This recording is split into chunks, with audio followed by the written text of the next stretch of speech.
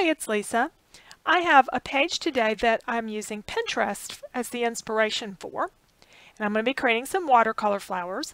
I also have some help for this page from a class from Kelly Crow called Saw This, Made That, Bringing Ideas to Life, and you'll find a link to information about the class in the description for the video. I have this photo of my stepdaughters. I think I got it off of Facebook, so it's kind of small. And I went to Pinterest after taking Kelly's class. I had created this inspiration board months or maybe a year ago for some other reason. I don't remember why. But I had all these great things in here that I loved, and you can see there's kind of a theme. There's a lot of sort of rainbow colors, and notice the wood birdhouses over on the right on that tree. I like how they're gathered there together in the middle. So that's how I'm going to use those ideas for my page. So I'm starting here with some watercolor paper. I have some small paper as well as a 12 by 12 that I'm going to use for the background, because I may do some watercoloring on the background, so that's why I decided to go ahead and use watercolor paper there as well. I have the Twinkling H2Os and just a set of watercolors I bought at Hobby Lobby. These are really inexpensive. It's a wonderful way to get a lot of colors to work with, especially if you don't have a lot of inks or paints. You can always play with watercolors really cheap.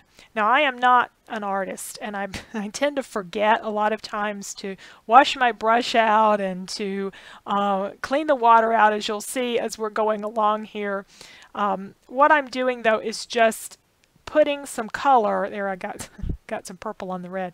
I'm putting some color on my paper, and I'm going to coat all the papers with different colors and let them dry, and then I'm going to take them to the silhouette and cut out some flowers. I thought that would be a lot easier than painting the flowers after I cut them. Now I'm going to end up with white edges on the flowers, but I'm putting them on a white background. I don't think that'll show too much, and this is going to use flowers that are very not real precisely drawn. Or they're designed to not be real precise. They may have been very precisely drawn by whoever did them, but they're designed to look very casual. Now, I've done one in more pinks and blues, and now I want to do one in some more yellows colors. And I did run off and get some fresh water. This would have gone a lot faster if I'd had several little things of water in different brushes instead of running back and forth to the sink. But it still went pretty fast. You could do the same concept with cardstock. Would work well. I just like the watercolors because when I cut the flowers out, there's going to be sort of a mixture of colors on some of them. They're not all going to be on a single color. And I've got some blue there, and I wanted a little more blue, and I ended up putting it here with the reds and the yellow pages. I actually used the teal color down there.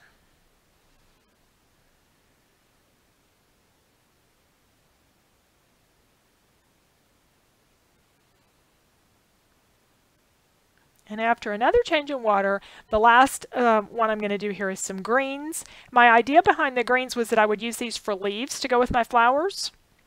I just couldn't see myself cutting flowers, green flowers. I guess I've done that before, or maybe stamped green flowers. I don't know. To me, green leaves should be green, and flowers should be other colors. Anyway, we'll see how that works out.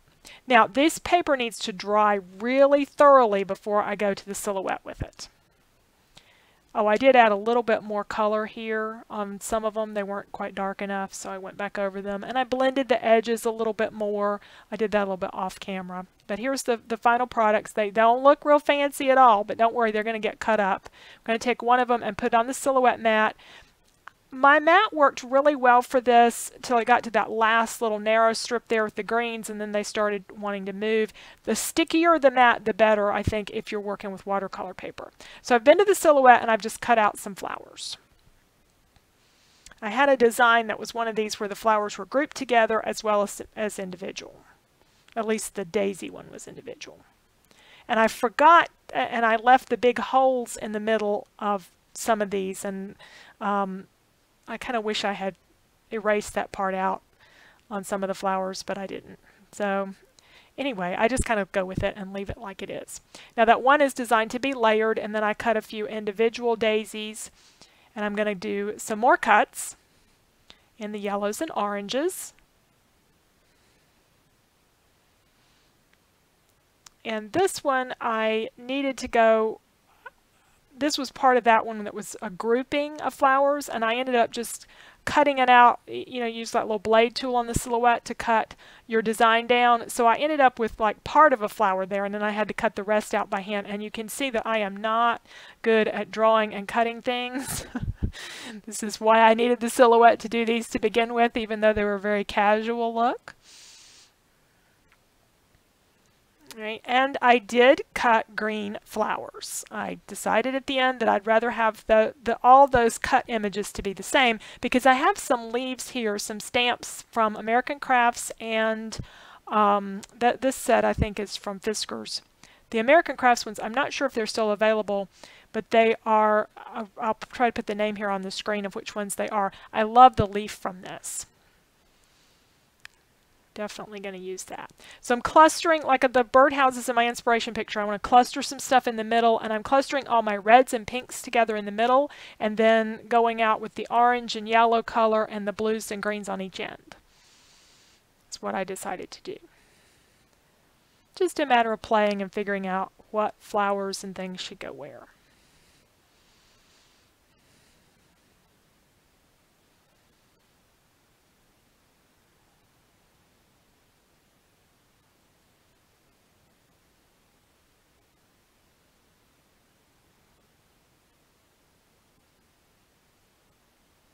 And I feel like I need maybe one more.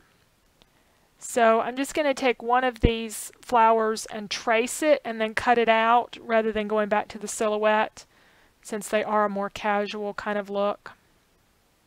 I used the cover stock setting on the silhouette with a blade depth of 7, and I turned off the double cut. So it's just a single cut feature. You could hand cut your flowers if you wanted to. And probably better than I can do. And you could use a big shot if you had flower dies there, or the Cricut, or whatever you wanted to do for flowers. You could even do this with silk or paper flowers too. It'd be pretty. So just grouping the flowers together, and then I'll figure out where my leaves are going to go. Actually, I kind of need to figure out my title at this point, because I was putting all these on there and I thought, this page is going to need a title. It's going to need something on it. So I take a moment to go and find some title lettering.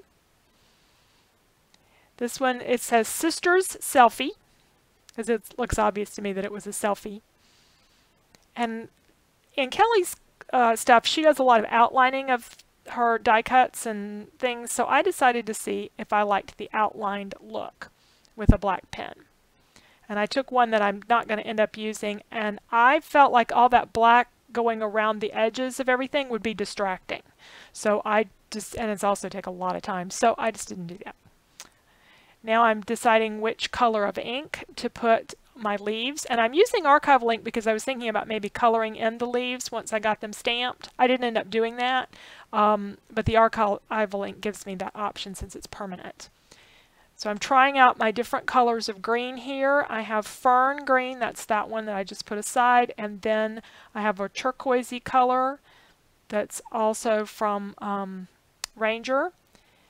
And I apologize for the lighting. There is a time of day in my scrap room near lunchtime in the winter time when you get all this really bright light on my table, and I try not to film during that time, but I am doing this here on the holiday weekend and trying to squeeze several things in, so I just had to go ahead and get it done.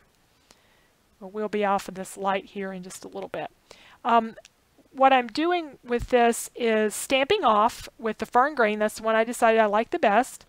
And I'm just putting some different groupings of leaves around.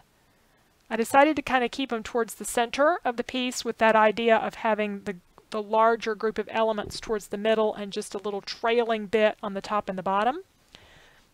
Those groups of birdhouses in my inspiration picture went horizontally and mine goes vertically, but it's still the same concept.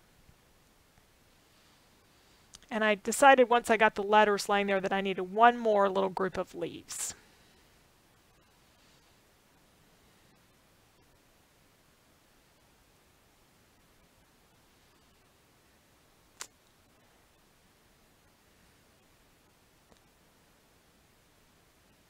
Now, I'm also thinking about doing a border around the edge of the page, and I'd also considered putting some ink drops on here. So I go off and I get some Buttercup Mist from Studio Calico, and I decided to leave the flowers. If I move those flowers, I'll never get them back where they were.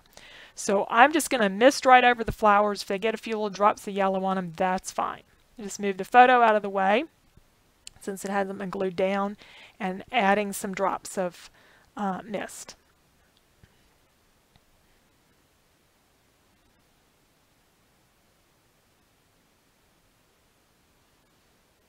And that mist helps camouflage the fact that I had just a little bit of green ink that I accidentally gotten up there in the upper right corner. But you can't tell it once you get little yellow drops all over the place. Now, once I got things glued down, I kind of had a hole there next to my youngest stepdaughter's photo. So I'm going to put a little heart that I cut out of the red. Excuse me. What's going on with my voice today? And I may add a date there, but there is the page. I did draw around the edges in green. You can see that probably better on the still shots than you can here, but I took a ruler. I did not freehand that. I just used a green marker around the edge to do a line and kind of stopped where I got the little flowers at the bottom. We'll take a look at the inspiration board again, and you can see the bright colors. And like the flowers on that cake on the far left, I've got the pinks, and then the yellows go out from there. So thank you so much for watching. I had a lot of fun doing this page and taking Kelly's class, and there are a lot of other classes with True Scrap 6 that are on sale this weekend. So check that out over on with the link that's on the description. Thanks for watching.